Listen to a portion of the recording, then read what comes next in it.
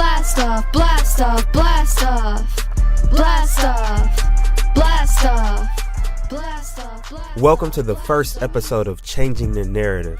The media likes to tell our stories for us, but we decided to change the narrative by telling our own stories. This podcast was recorded at the Social Justice Learning Institute in Inglewood, California. Blast off, blast off.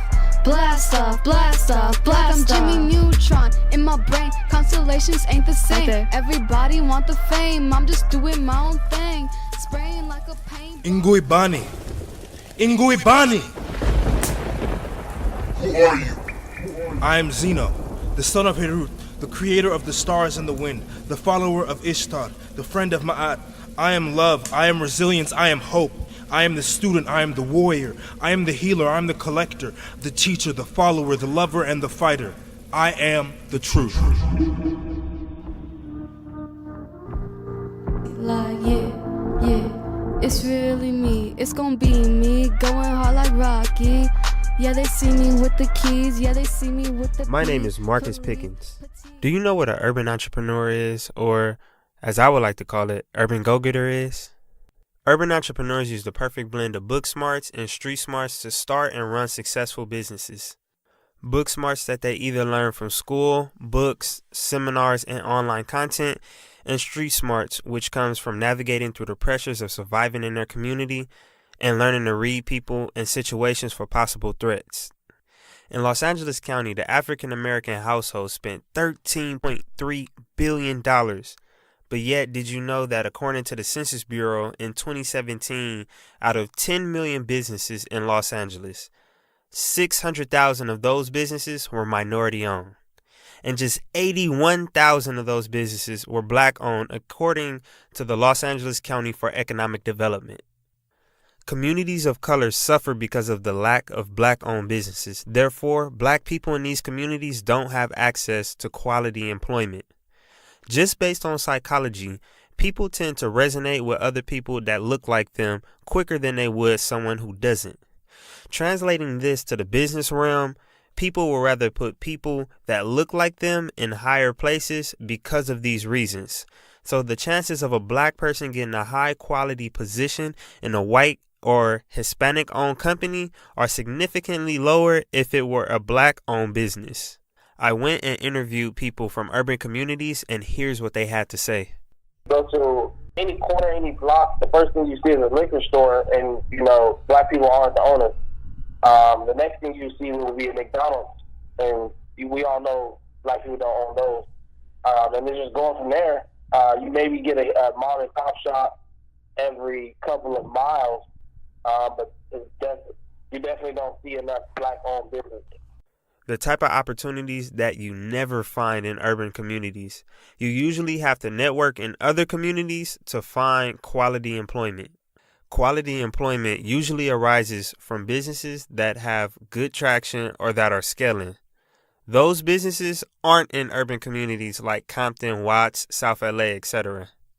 Here's a quote from Dr. Claude Anderson, a finance professional and author of the book Powernomics.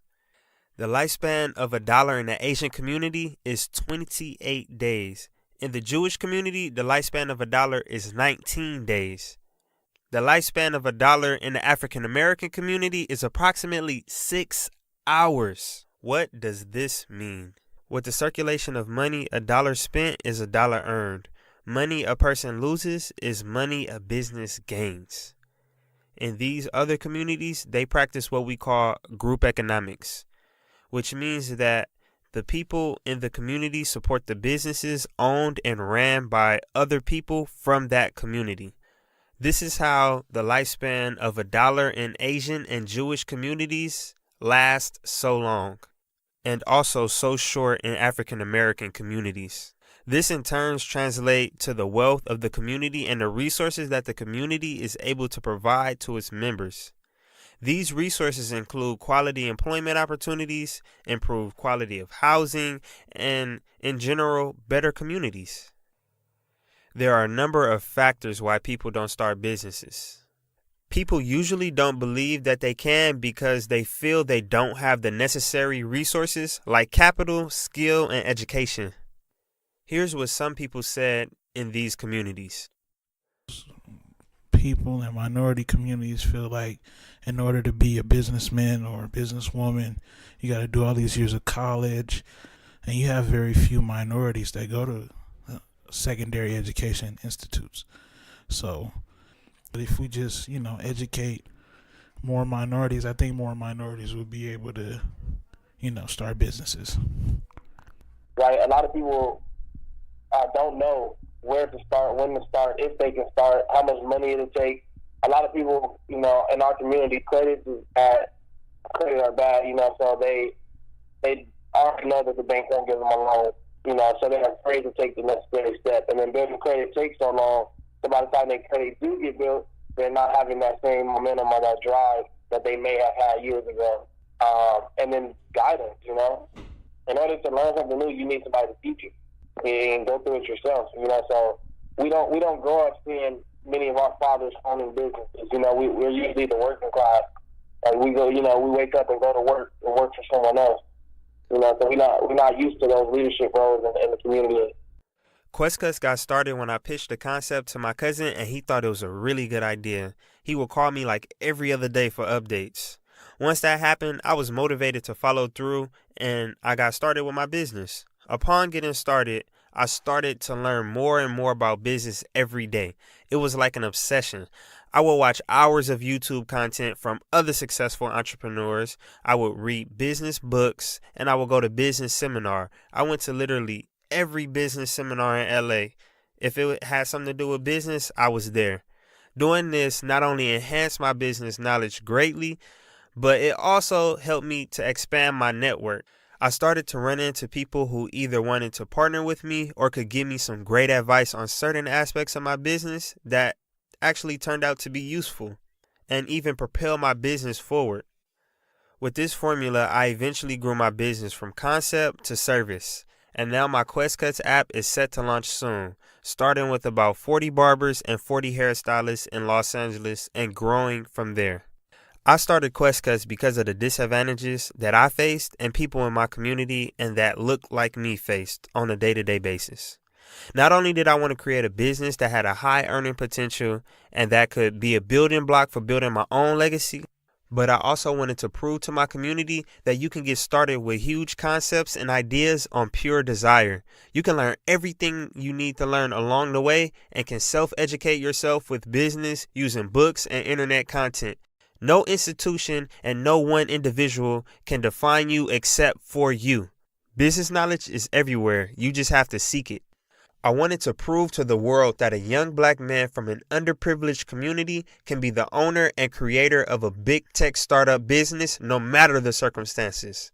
Hopefully, through my success, I can be a motivation and inspiration to the next generation of youth that grow up in communities similar to the one that I grew up in to do the same. Staying on a hustle cause life don't come free. Pay attention, life's a blessing. Questcutz is a unique platform that brings haircuts and hairstyles to you. Our Android and iOS app is coming soon. For more information, visit questcutz.com with a Z and sign up. This podcast was a collaboration between the Social Justice Learning Institute and Connectopod. This podcast is supported in part by the California Arts Council, a state agency. Learn more at www.artsca.gov. We would also like to thank our interns Natalie Reddington, Anna Paris, Laz Meiman, and Andre DeVance. Changing the Narrative theme is Blast Off by Quest. You can find her on Instagram and SoundCloud. Images that go along with this story can be found at Connectopod.net and Connectopod's Instagram. On the next episode, From Fairy Tales to Feminism, A Black Girl in 3 Acts.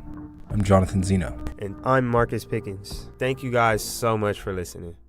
Blast off, blast off, blast off, blast off, blast off, blast off, blast off, blast off, blast off, blast off. Blast off, blast off, blast off, blast off, blast off.